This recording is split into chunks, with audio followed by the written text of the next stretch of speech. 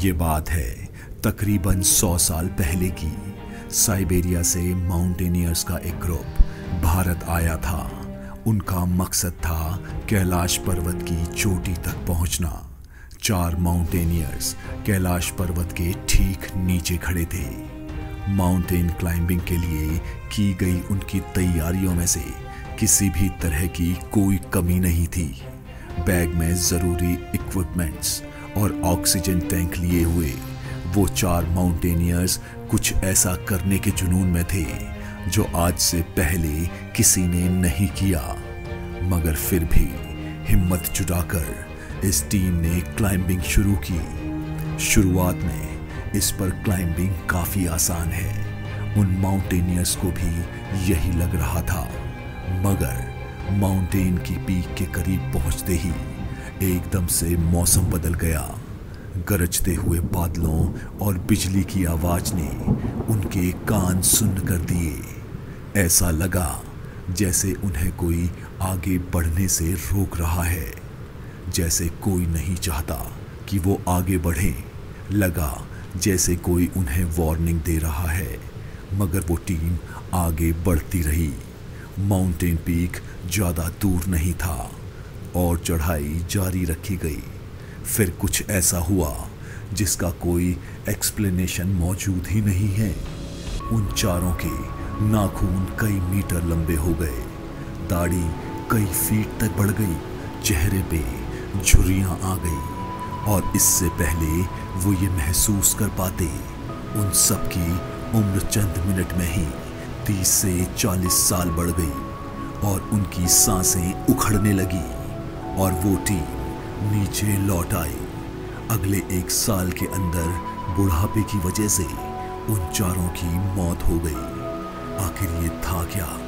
जादू या किसी इंसानी टेक्नोलॉजी की हरकत या सिर्फ एक भ्रम? इस एपिसोड में हम बात कर रहे हैं कैलाश मानसरोवर के बारे में और हम कोशिश करेंगे कि इन रहस्यों को सुलझा पाएं। इंडो चाइना बॉर्डर पर स्थित है 6638 मीटर ऊंचा कैलाश पर्वत कई रहस्यों के बादलों से घिरा हुआ है। माउंट एवरेस्ट और कंचनजंगा भी मशहूर क्लाइंबिंग साइट्स हैं। कई लोगों ने माउंट एवरेस्ट पर चढ़ाई की है। अगर नंबर्स की बात करें तो तकरीबन हर साल 800 लोग इन पर क्लाइंब करते हैं। वहीं मौजूद है कैलाश पर्वत। इतने सालों में जाने कितने आए और कितने गए, मगर कैलाश पर्वत की चोटी पर झंडा लगाने का सपना लाखों लोगों के लिए आज भी सपना ही है। 15 दिन में बढ़ने वाले नाखून यहाँ सिर्फ 12 घंटे में बढ़ जाते हैं।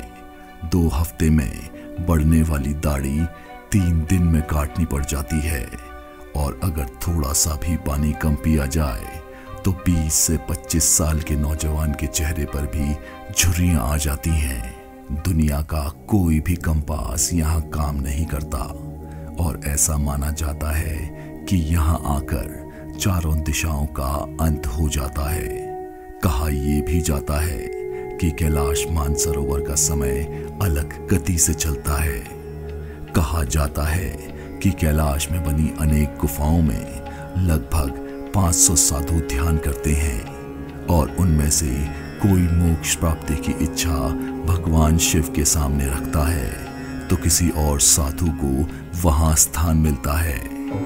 कैलाश पर्वत की ज्योग्राफिकल लोकेशंस को हम हिंदू मान्यताओं के नजरिए से भी देख सकते हैं। सिरसागर, जिसे भगवान विष्णु का निवास स्थान माना जाता है, वो कैलाश पर्वत के धरातल में स्थित है।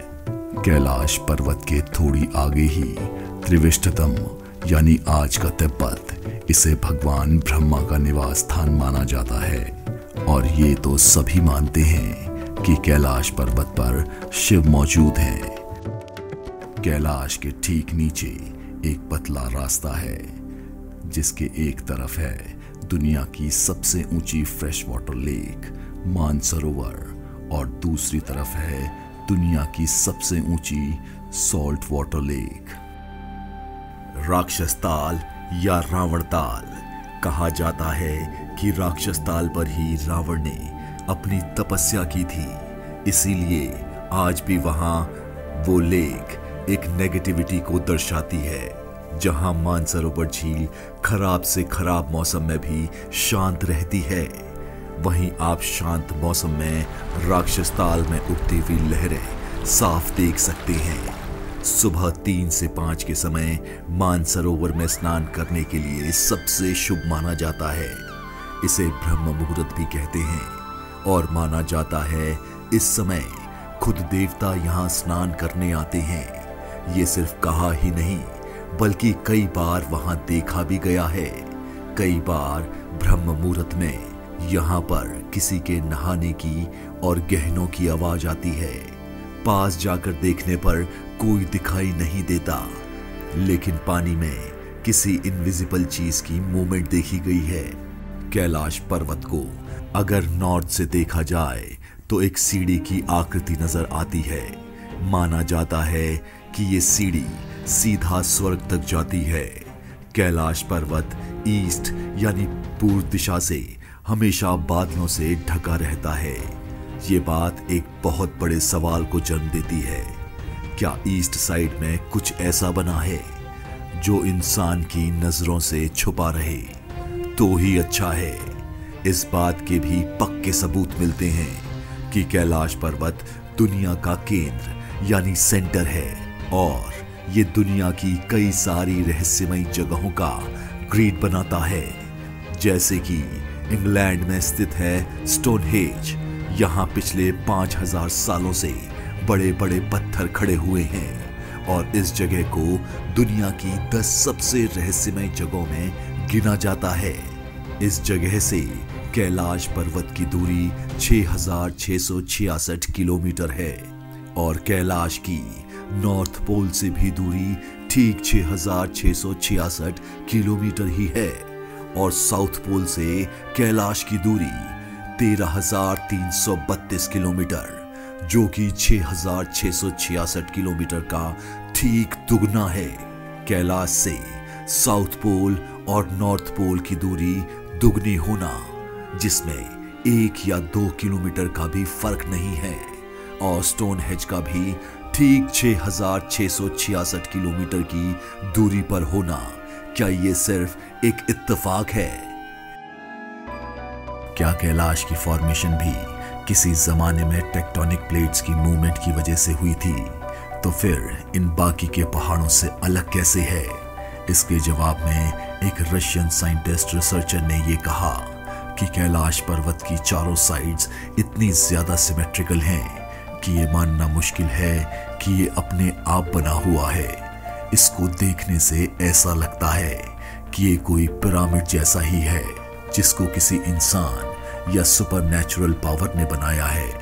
और ये भी हो सकता है कि इस पिरामिड के अंदर कोई टाइम पैसेज मौजूद हो, इसीलिए यहाँ आने वाले लोगों की उम्र अचानक बढ़ने लगती है। उसी स्टडी में जब कैलाश का जायजा लिया गया तो उसमें कुछ रेडियो एक्टिव तत्व भी मिले, जिसके बारे में ये कहा गया कि इनमें इतनी ऊर्जा है कि ये पूरी धरती को खत्म कर सकते हैं। एक रशियन डॉक्टर ने अपनी स्टडी में कहा कि हो सकता है कि इस पर्वत के नीचे 2 सिटी, स्वर्ग और नर्क हों। इन दोनों को एक बहुत बड़ा तालाब अलग करता है, और वो तालाब पानी का तालाब नहीं है बल्कि चीन पूल है, यानी कि वो तत्व जिससे दुनिया का हर इंसान बना है, और यही तत्व हर इंसान की शक्ल एक दूसरे से अलग करता है। साइंटिस्ट के मुताबिक कैलाश पर्वत पॉजिटिव एनर्जी का गढ़ है और इस दुनिया की बाकी जगहों से अलग इसकी ऊंचाई नहीं बल्कि इसके रहस्य इसे बनाते हैं। लोगों ने बताया कैलाश पर्वत पर उन्हें लगातार ओम की आवाज सुनाई देती है। लोग कहते हैं कि ये शिव की आवाज है, लेकिन साइंटिस्ट कहते हैं कि ये आवाज लाइट और साउंड के कॉम्बिनेशन से बनी है। अगर ये साइंस का ही फिनोमेना है तो ये साउंड दुनिया के और किसी कोने में क्यों नहीं आता? रशियन साइंटिस्ट जो 8,586 मीटर की ऊंचाई वाले कंचनजंगा पर तो चढ़ गए, पर जब कैलाश पर चढ़ने की कोशिश की तो वापस आकर उन्होंने कहा कि ऊपर जाते ही मेरे दिल की धड़कन बढ़ गई, सांसें उखड़ने लगी, पैर कांपने लगे और ऐसा लगा कि मेरे पैर किसी ने पकड़ रखे हैं। वहां कोई है जो मुझे आगे बढ़ने से रोक रहा है। और जैसे ही मैंने ये फैसला किया कि मैं वापस जाऊंगा, मैं पहले की तरह ठीक और स्वस्थ हो गया। एक और साइंटिस्ट कर्नल विल्सन, जिन्होंने कहा जैसे ही मैं कैलाश पर चढ़ने की कोशिश करता हूं तो मौसम अचानक से खराब हो जाता है और रुकने का फैसला करता हूं तो मौसम साफ हो जाता है। एकदम से साफ आसमान में बादल कहां से आ जाते हैं इसका पता ही नहीं चलता। और ऐसा एक बार नहीं, कई दिन तक रोज होता रहा।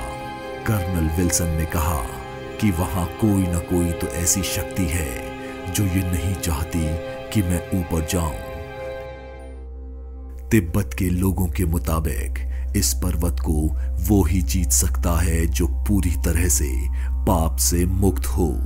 और उनका ऐसा भी मानना है कि 11वीं सेंचुरी में इस पर एक बुद्धिस्ट मॉन्क मिलरप्पा चढ़े थे। हालांकि इसके कोई प्रमाणिक सबूत तो नहीं है, लेकिन लोगों के मुताबिक उन्होंने नीचे आकर यही कहा कि ऊपर भगवान ध्यान मुद्रा में बैठे हैं और किसी को भी ऊपर जाकर उनकी साधना को भंग नहीं करना चाहिए।